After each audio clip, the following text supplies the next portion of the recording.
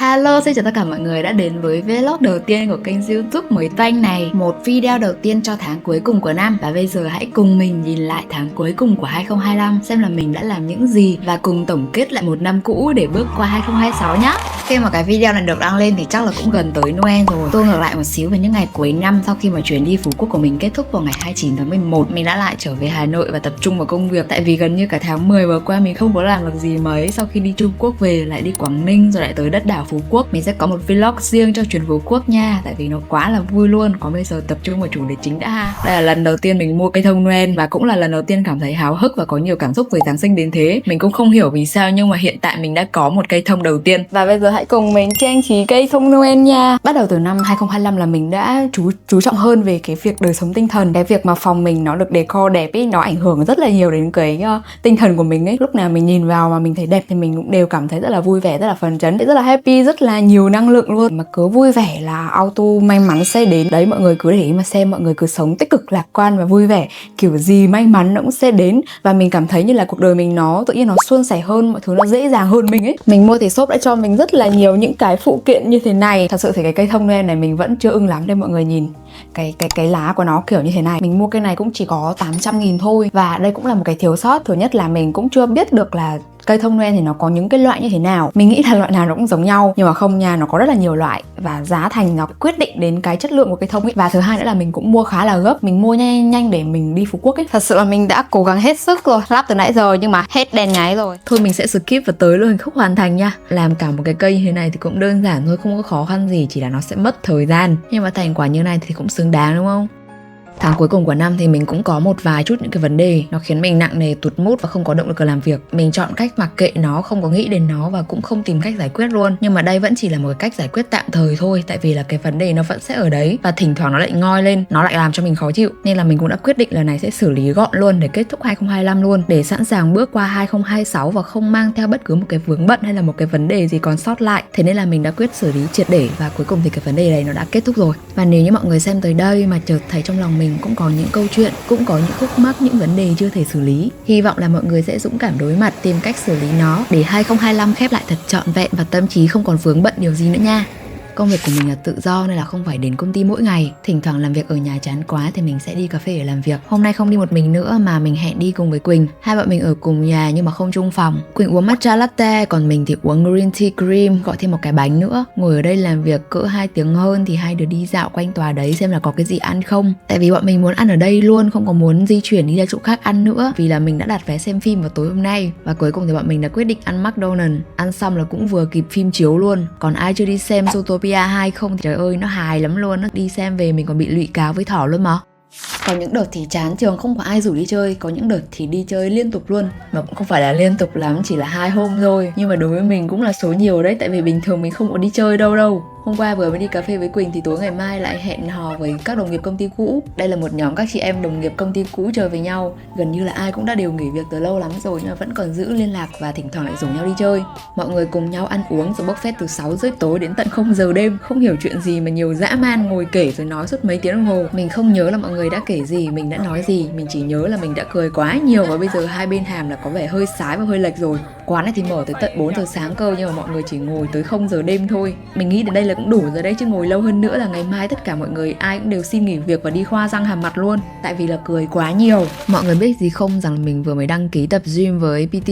Đại loại là mua một gói tập online và chị ấy sẽ hướng dẫn mình cũng như là theo dõi mình quá trình mình tập luyện cũng như là chế độ ăn uống. Tại vì sau hơn 1 tháng mà tới 3 chuyến du lịch ăn uống vô độ thì mình đã quyết tâm giảm cân thật rồi. Mình đã quyết tâm rất là nhiều lần rồi nhưng mà lần này động lực cao lắm. Tại vì là cũng mất tiền nên là cũng trách nhiệm với cả là tự giác hơn. Và hôm nay là một buổi tối cuối cùng trước khi bắt đầu vào chuỗi ngày tập luyện nên là mình đã tự thưởng cho mình một ly trà sữa. Sáng hôm sau thì mình định là dậy sớm để đi siêu thị mua đồ ăn, nhưng mà tại vì cái ly trà sữa tối qua đã làm mình thức trắng đêm đúng nghĩa đen luôn. Mình thức từ 0 giờ đến 6 giờ kém luôn. Sau đấy thì mới ngủ quên đi và tới tận hơn 9 giờ sáng mới tỉnh là do báo thức, chứ nếu không có báo thức là chắc là mình ngủ ngất lịm đến chiều luôn. Nhưng mà mình vẫn phải bật dậy để đi siêu thị mua đồ ăn và còn làm việc nữa, tại vì tủ thì đã không còn gì rồi và ngày hôm nay là ngày bắt đầu luyện tập giảm cân cũng như là ăn uống điều độ lại, nên là mình đã có mặt ở siêu thị sau 30 phút. Mình đã list ra những thứ cần mua nên là cứ thế nhặt thôi, không có sợ quên cái gì hết. Cũng cũng chỉ loanh quanh mua rau, mua sữa chua, mua thêm bánh mì. Tại vì mình không có thói quen ăn cơm trắng và mình cũng không thích ăn cơm, nên là mình đã thay tinh bột từ cơm bằng bánh mì.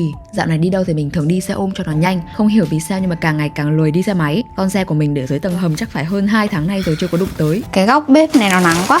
Hãy xem hôm nay mình mua được những gì nha. Đầu tiên mình có bánh mì nguyên cám, rau bồng tơi, cải bó xôi. Tiếp tục là cải bó xôi baby, cải chip. Bây giờ mình ăn rau thì mình sẽ ưu tiên những cái loại mà nó organic hơn là những cái loại rau bình thường. Cái rau hữu cơ, mua là phải nhìn thấy chữ Việt Gáp, hữu cơ hoặc là organic thì mới ok. Mua một ít nấm đùi gà để xào với ức gà đây.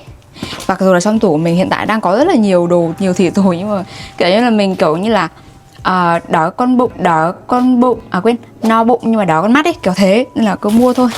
Cá hồi, một ít bắp bao tử, mua một ít thanh long, một ít cà rốt với cả chanh, một ít dưa chuột nữa, một ít táo, 2 quả ớt chuông, 2 hộp 2 vỉ sữa chua.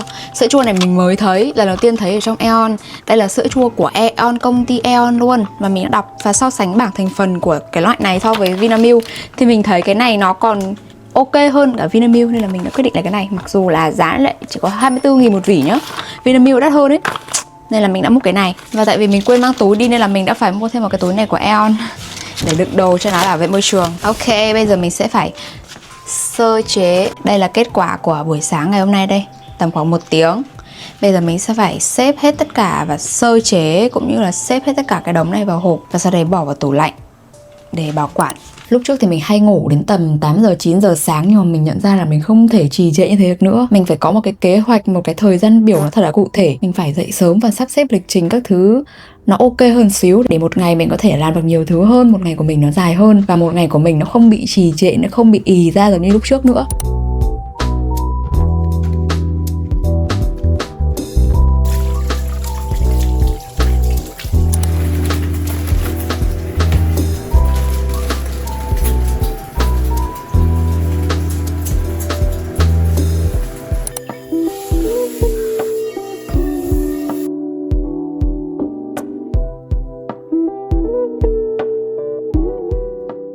Ở nhà quá là chán đi nên là bây giờ mình sẽ make up và đi cà phê làm việc nha. Mình không muốn ở nhà ấy. Cuối tuần mình nghĩ là mình nên đi ra ngoài và tận hưởng một xíu. Sau một chuỗi ngày dài cứ ở nhà và mình cảm thấy tâm trạng của mình nó rất là trì trệ, nó không được lưu thông ấy. Nên là mình nghĩ là mình sẽ phải đi ra ngoài thôi. Vô duyên vô cớ mọc lên một cục mụn, không thể nào mà tẩy được luôn, không thể nào mà xóa được luôn, make up không thể che được. Hôm nay mình sẽ mặc cái áo này và cái khăn này mình đã lấy sẵn ra đây. Mình định là tìm một cái quán cà phê nào đấy mà nó phải có view kính và nó gần gần nhà thôi. Nhưng mà tại vì là mình định là kiểu kết hợp ấy. Tại vì mình rất là ít khi đi ra ngoài, gần như là không đi ra ngoài bao giờ trừ đi siêu thị. Nên là mỗi lần mà đi đâu ra ngoài thì mình muốn kết hợp kiểu làm nhiều việc cùng một lúc. Buổi chiều mình định là mình sẽ đi mua nước hoa nữa. Mà cái shop nước hoa đấy thì ở Nguyễn Khương Đình, nên là mình đã chọn quán cà phê ở Thanh Xuân. Thế nên là mọi người hãy xem tiếp clip để xem mình đi mua nước hoa ở đâu và mua chai gì nha. Mình đang khá là phân vân đây, chưa biết mua chai nào đây. Tài chính ấy chỉ có thể mua một chai thôi. Mua mùi cũ hay là mua cái loại mới. Tính mình là kiểu một khi mà đã dùng quen cái gì thì chỉ muốn dùng cái đấy, không muốn đổi sang cái khác ấy. Nhưng mà mình cũng muốn sự mới lạ. Mình vừa muốn sự mới lạ, muốn trải nghiệm một cái mùi khác, vừa muốn dùng lại cái mùi cũ. Tại vì mình sẽ là kiểu không muốn dùng đa dạng nước hoa lắm. Mình muốn dùng chuyên một loại thôi, để khi mà người khác có ngửi thấy cái mùi đấy đâu đấy thì sẽ chợt nhớ ra đến mình ngay lập tức. Hoặc là khi mà mình đang chuẩn bị đến gần thì người ta sẽ ngửi cái mùi đấy và người ta sẽ nhận ra mình ngay lập tức. Kiểu như tạo ra một cái mùi riêng của mình ấy, giống như chữ ký. Hiện tại là mình đang ngồi ở dưới sảnh chung cư của cái quán cà phê đấy và đang chờ anh chủ quán hoặc là nhân viên quán xuống để đón mình lên. Tại vì đường tìm lên quán rất là khó, nó không phải là ở mặt đường hay là ở một cái nhà riêng mà nó là nằm ở trên tầng 2 của một cái chung cư. Map định vị đến là mình đã phải đứng ở ngoài đường và gọi cho nhân viên quán một lần rồi để hỏi xem là cái vị trí của quán ở đâu, thì bạn ấy mới chỉ cho là để xe xuống dưới hầm và bấm thang máy để lên tầng 2A. Nhưng mà không phải cái thang máy nào cũng có tầng 2A, tại vì ở đây rất là nhiều tòa. Và cuối cùng thì dù rất là ngại nhưng mà mình vẫn phải gọi cho nhân viên quán một lần nữa để đón mình lên. Cũng may là các bạn ấy cũng rất là nhiệt tình, tìm khó quá, suýt nữa thì mình muốn bỏ cuộc mình đi quán khác luôn ấy. Nhưng mà tại vì xem trên review trên TikTok ấy thì thấy quán khá là xinh, và mình thích kiểu làm việc ở những cái quán cà phê mà nó có cái cửa kính to như thế này, cảm giác nó rộng, nó thoáng, và một cái quán chuyên để mọi người đến để làm việc cũng như là học bài, nên là xung quanh mình có những người cũng đang ngồi làm việc học bài rất là chăm chỉ. Từ đó nó cũng tiếp cho mình những cái động lực, những năng lượng để mình tiếp tục mình làm việc và không bị lười, không bị ì ra để xem phim hay xem điện thoại. Làm việc hay làm gì thì làm thì đầu tiên cô ấy cứ phải mukbang cái đã. Giảm cân mà cô ấy đi cà phê cô ấy gọi đồ cứ đó, cô ấy đã không muốn gọi trà sữa tại vì nó khá là nhiều calo rồi, cô ấy đã đổi trà sữa thành trà quất hồng bì, nhưng cô ấy lại gọi thêm một chiếc bánh nữa. Rồi chiều về là cô ấy tập hục mạng luôn. Nhưng mà bánh ở đây ngon phết nha, nước ở đây cũng khá là ngon đó mọi người, nước ngon, bánh cũng ngon, bánh thì ít ngọt, xong rồi cực kỳ là mềm luôn ý. Bình thường mình đi cà phê ăn bánh thì thường rất là chán, kiểu ăn cứ khô khốc xong rồi nó cho có thôi chứ không có ngon, nhưng mà bánh ở đây là ngon á, nước ở đây là cũng ngon đó nha.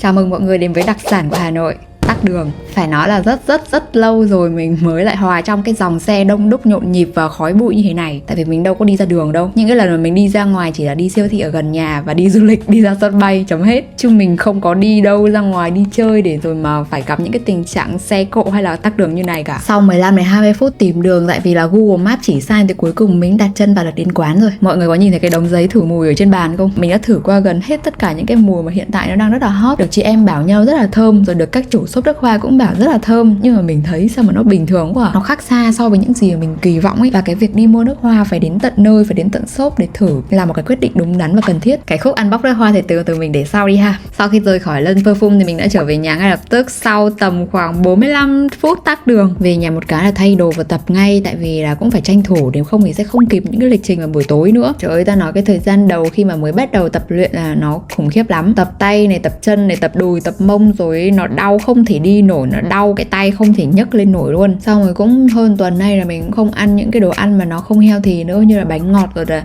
trà sữa vẫn trộn uống một cốc, nhưng mà một cốc thôi. Bình thường những cái lần giảm cân khác là mình thường có cái mục tiêu ngắn hạn, ví dụ như là giảm cân để kịp đi du lịch này, giảm cân để kịp ăn Tết, hoặc giảm cân để như thế nào đấy. Nhưng mà còn lần này thì mình nghĩ là mình quyết tâm cao hơn, và mình nghĩ là mình sẽ kiên trì được lâu hơn, tại vì cái mục đích lần này của mình là lâu dài. Mình cảm thấy là mình quá mập rồi và mình không muốn chấp nhận về cái điều đấy nữa. Mình luôn luôn tự ti về cái điều đấy. Mình cũng đã khóc không biết bao nhiêu lần trong cái việc tự ti vào chính cơ thể của mình nữa. Mặc dù cũng đã có những thời gian mình nghĩ đó là mình nên yêu lấy cơ thể của mình nên yêu lấy cái dáng người mà mẹ đã cho mình kiểu thế, mình đang nghĩ kiểu thế, và mình nghĩ là chỉ cần vui vẻ là được rồi. Nhưng mà không, bây giờ ngoại hình rất là quan trọng, nhất là khi mà gặp một ai đấy hoặc đi ra ngoài xã giao, trong công việc thôi nó cũng rất là quan trọng. Nên là lần này mình quyết tâm giảm cân là cho chính bản thân mình, chứ không phải là giảm cân để đi du lịch, hay là giảm cân để mặc đồ đẹp, hay là giảm cân để đón Tết hay gì cả. Mình chỉ muốn được trở thành một cái phiên bản tốt hơn của chính mình. Mình chỉ muốn một lần thử làm đến cùng xem là nó sẽ như thế nào. Và từ những ngày mà bắt đầu luyện tập cũng như là ăn uống healthy hơn thì mình cảm thấy mình rất là yêu cái sự thay đổi này. Đều là những thói quen mới cực kỳ là tích cực, tại vì sức khỏe của mình cũng khá là yếu, và cái việc tập luyện mỗi ngày như này thì cực kỳ là tốt luôn. Cũng như việc ăn uống đều đặn mỗi ngày 3 bữa và ăn những cái đồ mà nó lành mạnh cho sức khỏe, nó tốt cho sức khỏe, lựa chọn nguồn thực phẩm tốt nhất để nạp vào cơ thể mỗi ngày, thay vì như lúc trước mình thường bỏ bê bữa. Mình có những ngày mình chỉ ăn một bữa, hoặc có những ngày thì ăn rải rác từ sáng cho đến tối luôn, nhưng lại không ăn cái gì đúng cả, mà ăn linh tinh, ăn bim bim, uống trà sữa, rồi ăn bánh, rồi các thứ, nói chung là rất là tùm la tùm lum. Và bây giờ thì mình quyết tâm là mình sẽ thay đổi hết tất cả từ xấu sang tốt, tại vì 2026 sắp tới rồi, mình sắp bắt đầu một năm mới rồi, và mình không thể nào chấp nhận cái việc là tiếp tục duy trì bản thân, tiếp tục duy trì một con người cũ với những thói quen cũ trong năm mới nữa.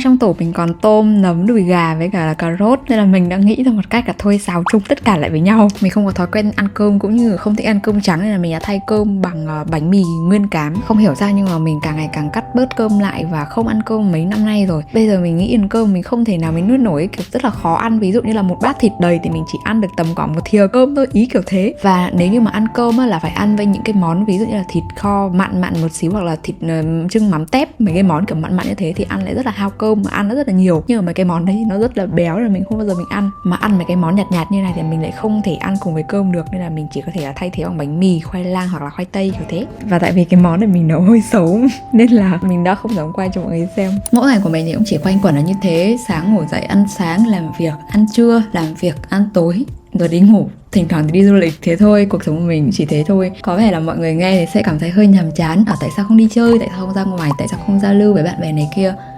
Nhưng mà thật sự là những cái điều đấy thì mình đã làm rất là nhiều vào những năm trước rồi, nên là bây giờ tự nhiên mình cảm thấy mình dần dần mình không còn thích những cái cuộc hội tụ tập nữa ấy. Mình muốn ở nhà nhiều hơn, mình muốn cái sự yên bình hơn, mình không thích là quá tấp nập hay là xô bồ. Tất nhiên những hôm nào mà chán quá thì mình vẫn sẽ đi ra ngoài đi chơi này kia, đi với bạn bè, nhưng mà đa phần thì cái đấy ít lắm và mình thường ở nhà thôi.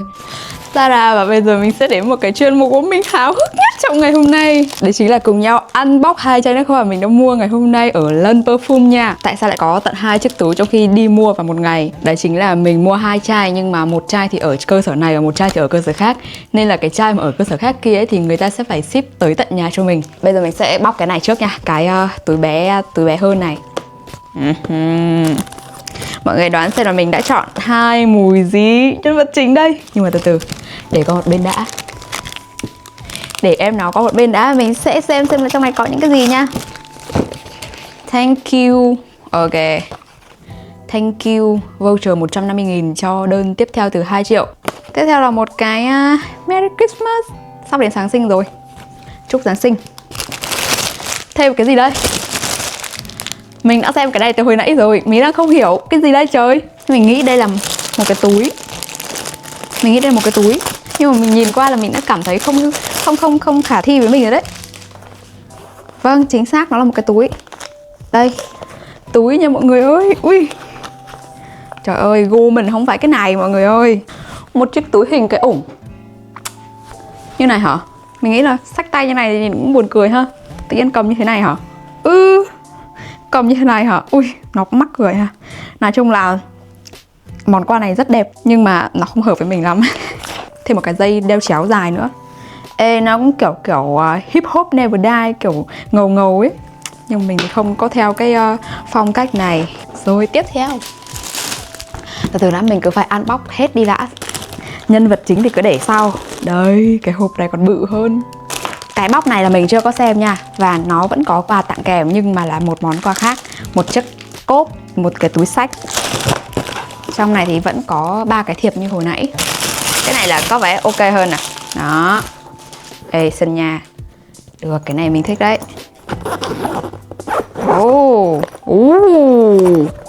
Bên trong rất là rộng nha. Cái này thì mình có thể tận dụng để đựng đồ make up này. Đấy, đồ skincare, đồ make up khi mà mình đi du lịch chẳng hạn. Được đó, cái này là hữu dụng đó. Thôi bây giờ mình đi với cái nhỏ trước đi ha. Trời ơi, đây là lần đầu tiên mình mua nước hoa full size đó. Trước giờ là chưa có bao giờ mua đâu. Lipstick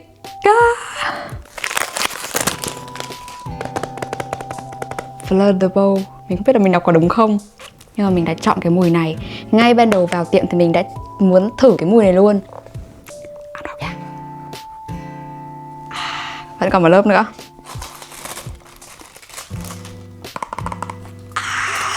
Mọi người ơi, ui vui quá. Có thể đối với mọi người thì nó cũng bình thường thôi, nhưng mà đối với mình thì mình rất là vui. Tại vì đây là lần đầu tiên mà mình được sở hữu một cái chai nước hoa full size chính hãng như thế này. Trước giờ mình chỉ mua chiết thôi. Ban đầu sẽ kiểu hơi nồng lên cái mùi tiêu, nghe có vẻ là khó chịu, nhưng mà kiểu như từ từ ấy. Không biết mô tả thế nào, mình không chuyên về nước hoa, nhưng mà nó rất là đặc biệt. Nó không có đại trà, nó không có giống như những cái mùi ngọt đơn thuần như là những cái loại nước hoa khác. Dễ chịu, tuyệt vời. Tiếp theo, đố mọi người là cái chai gì. Mình đã định chỉ mua một chai thôi, nhưng mà mình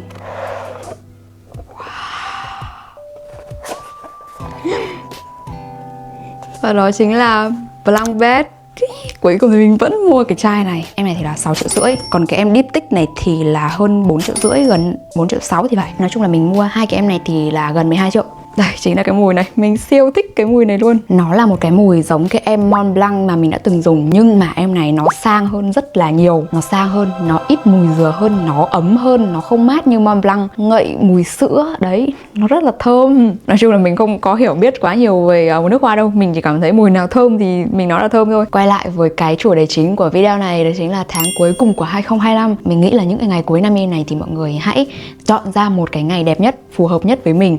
Đấy, có thể là ngày cuối cùng luôn, ngày 31 tháng 12 luôn. Dành ra tầm khoảng 20 phút đến 30 phút để cùng nhìn lại từ tháng 1 cho tới tháng 12 của 2025 vừa rồi, xem là đã xảy ra những chuyện gì, điều gì nó đã tới, những việc gì nó đã xảy ra, xem là mình đã làm được những gì, đã rút ra được những bài học gì, các mục tiêu mà đã đề ra trong năm 2025 này thì đã hoàn thành được bao nhiêu rồi, đã hoàn thành được những gì rồi, và còn những gì chưa hoàn thành được nữa. Và mình cũng cực kỳ biết ơn rằng là sau một năm 2025, năm số 9, năm thanh lọc, rất là nhiều những sự kiện, những biến động, những vấn đề đã xảy ra, thiên tai rồi mất mát cũng rất là nhiều. Nhưng mà rất may và cực kỳ biết ơn khi mà mình cùng tất cả mọi người hiện tại bây giờ vẫn đang được ngồi ở đây và cùng xem tới giây phút này của cái video này. Và một cái điều rất quan trọng mà cần phải làm vào cái ngày cuối cùng của 2025 nữa, đó chính là hãy làm vision board nha mọi người ơi. Đại loại nó sẽ là như thế này, mọi người hãy chọn những bức ảnh tượng trưng cho những mục tiêu mà mọi người muốn thực hiện và đạt được nó. Khi mà mình nhìn vào tổng thể cả một bức ảnh như này, mình sẽ biết được là cái mục tiêu của mình là gì, và mình nhìn vào ngay những cái thành quả mà mình đã chọn những cái bức ảnh mà rất là đẹp. Ví dụ như là mình muốn giảm cân đi thì mình sẽ chọn một cái ảnh mà có body thật là đẹp ở đâu đấy ở trên mạng. Mọi người cứ đeo về xong mọi người ghép vào đó. Mỗi lần mà mình nhìn vào mình sẽ tự nhớ ra được là cái mục tiêu năm 2026 mình cần phải thực hiện là gì. Thay vì là mọi người sẽ viết ra rất là nhiều những cái mục tiêu ở trong giấy hoặc là ở trong ghi chú ở trong app điện thoại, nhưng mà mọi người sẽ, mình chắc chắn luôn là mọi người sẽ rất là ít khi mọi người nhớ đến nó. Mọi người dở lại cuốn sổ mọi người đã viết những cái mục tiêu, hay là mọi người dở cái app note ở trên điện thoại ra để mọi người xem lại là 2026 mình đã ghi ra những mục tiêu như thế này để mình xem và mình cố gắng mình thực hiện.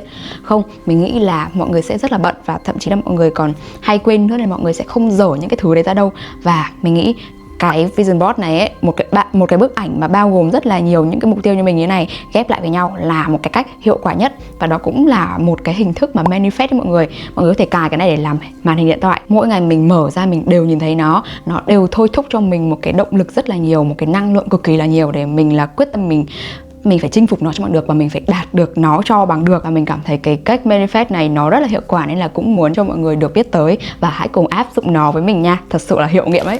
Mình nghĩ là video này chắc là tới đây thôi. Đây là cái video đầu tiên của mình trên cái kênh YouTube mới toanh này. Mình không biết là có còn ai xem tới đây không, nhưng mà nếu như vẫn còn ai đó vẫn theo dõi tới tận cái giây phút cuối cùng này thì mình cảm ơn mọi người rất là nhiều. Chính mọi người là một cái động lực rất là to lớn để mình có thể thực hiện cái video này, cũng như là rất là nhiều những cái video tiếp theo nữa. Trước khi mà quyết định quay cái video này thì mình đã mất thậm chí là mấy năm để trả lời cho cái câu hỏi là mình có nên đầu tư làm YouTube hay không, làm vlog hay không. Mặc dù đó là một cái niềm ao ước của mình, một cái sở thích rất là lớn luôn, và nó cứ thôi thúc mình, nó cứ chất chứa trong suy nghĩ, trong tâm tư của mình rất là lâu. Nhưng mà mình cứ sợ. Mình sợ vlog, mình sợ không có ai xem cả. Mình sợ mình đầu tư cho một cái video rất là lâu, rất là mất thời gian, rất là tốn công sức, nhưng cuối cùng lại không có ai xem cả. Và mình rất là sợ cái điều đấy. Nhưng mà hiện tại, trong những cái ngày mà cuối cùng của 2025, chuẩn bị bước sang 2026, thì mình đã làm được cái điều mà mình trăn trở lâu nay. Mình đã tự tìm câu trả lời cho chính câu hỏi của mình, rằng là mình có thể bắt đầu với YouTube hay không. Và đây, mọi người đang xem một chiếc vlog đầu tiên trên kênh YouTube mới toanh của mình. Và mình đã làm được cái điều đấy, mình đã tự trả lời cho câu hỏi của chính mình. Mình đã làm được cái điều mà mình vẫn luôn sợ bao nhiêu lâu nay. Mình đã quyết tâm là mình sẽ bắt tay vào làm nó. Cho dù kết quả nó có như thế nào đi chăng nữa thì mình cũng sẽ rất là vui. Đến cuối cùng mình vẫn sẽ rất là vui, rất là mãn nguyện. Tại vì mình đã thật sự là bước qua cái rào cản, bước qua cái nỗi sợ của bản thân và bắt tay vào làm nó, thay vì cứ mãi sợ hãi, mãi không có câu trả lời cho chính mình và không bao giờ bắt đầu. Và mình nghĩ là hãy cứ làm thôi. Mình phải làm thì mới biết là có được hay không. Còn nếu như mình không làm thì sẽ không bao giờ được. Thử thì có thể thất bại, nhưng mà nếu không thử thì sẽ không bao giờ thành công. Và cuối cùng thì mình nghĩ là cái điều mà mình mong muốn nhất đó chính là gì? Là một cái sự thôi thúc, là một cái sự yêu thích, là một cái sự đam mê, muốn có cho mình một cái kênh YouTube riêng. Đấy, là mình có thể chia sẻ cuộc sống của mình, để có thể ngồi như thế này và cùng trò chuyện với tất cả mọi người qua một cái màn ảnh nhỏ, để có thể là chia sẻ những cái trải nghiệm về những cái chuyến đi đó rất là nhiều trong cái cuộc sống của mình. Mục đích của mình là như thế, chứ không phải mình muốn bắt đầu với kênh YouTube này để có thể là kiếm thật nhiều tiền từ nó.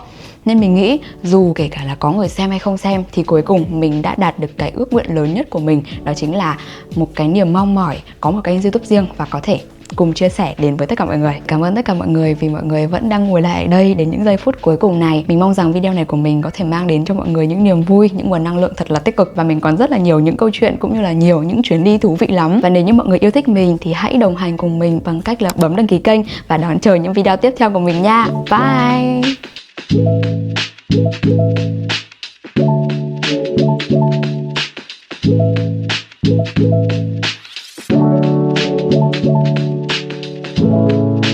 you.